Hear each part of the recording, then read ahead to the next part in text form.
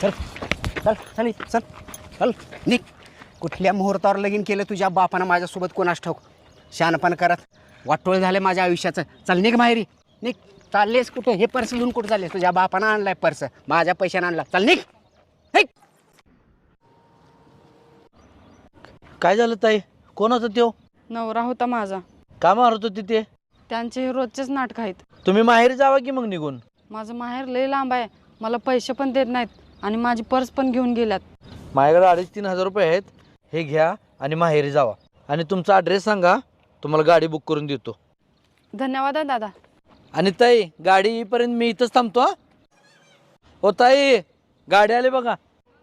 हो आलो का? या लवकर. आली का गाडी? चल चल बस लवकर बस. अरे शोभतंय का ताई तुम्हाला असलं?